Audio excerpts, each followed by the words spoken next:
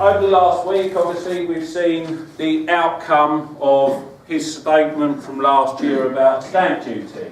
So stamp duty for us will start at £40,000, yeah, and we will be liable for 3%.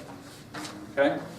If you sell your own home and you buy another home, yeah, this is where it gets pretty grey. He's suggesting that you won't have to pay the stamp duty because all you're doing is replacing your home.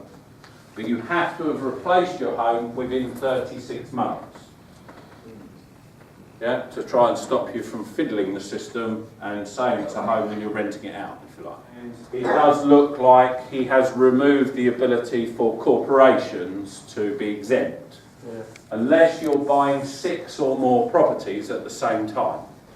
So if you're buying 6 flats or 6 houses or 60 houses or 60 flats, you'll be exempt from it, providing you were doing the project at the same time. But if you are a corporation or you're a landlord with 15 or more properties, which was what he was sort of suggesting last year, you're not going to be exempt if you're only buying one. So it's not good news to some people, but in my opinion, hopefully it will put quite a lot of people off, and that will give you more opportunity out there. Personally, I believe it will have a dramatic impact on any properties that you have north of Birmingham. So what you should start to see is that people who don't want to pay the extra 3% will start heading for areas where property is cheaper. And then when they start buying those properties, obviously the supply will dwindle, and when that supply dwindles, then the price will start to go up.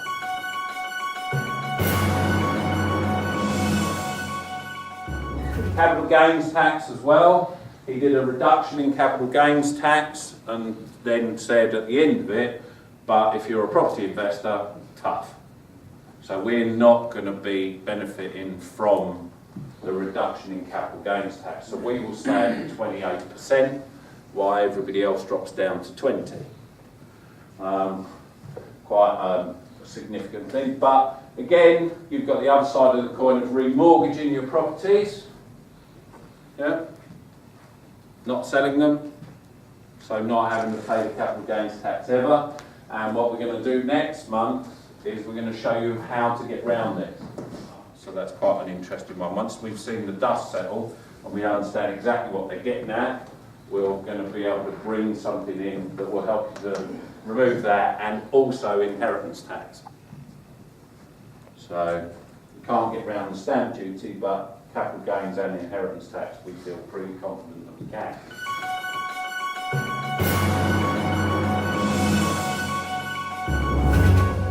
Obviously there's been a lot of speculation. America froze. We're expecting a 0.25% increase for a few months in America.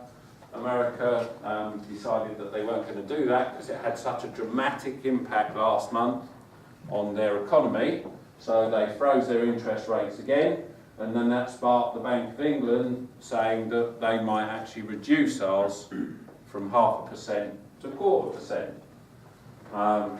That had an impact on sterling, which has been suffering dramatically recently, but it does sort of suggest, everything that I've read this week says that the likelihood of an interest rate rise for us is just not there.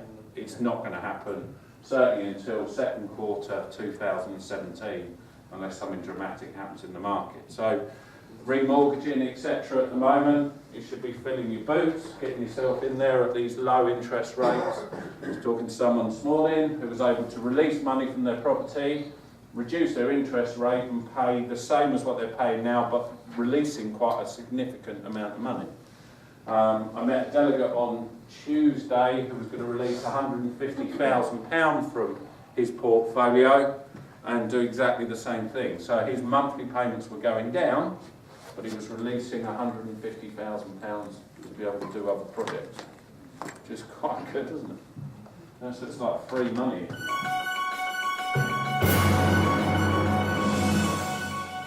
You can see the effect it's having on the housing market. So in London this week, by Hyde Park, a car parking space went on the market for £350,000. Just one space in Hyde Park, £350,000.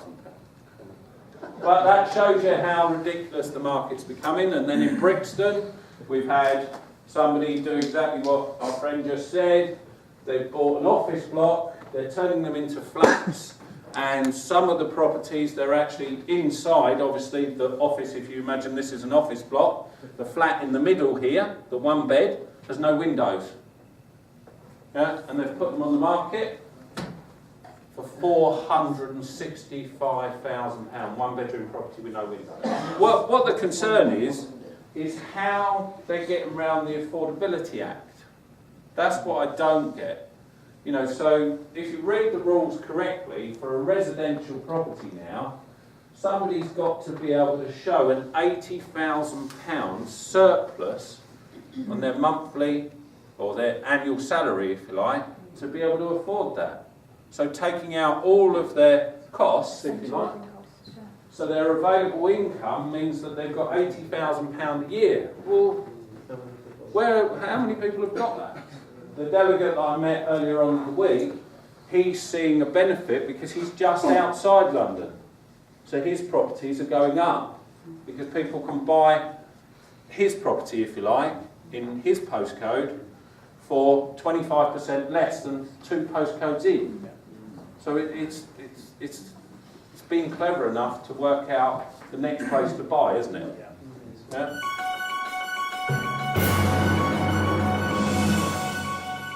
I've been doing this 31 years.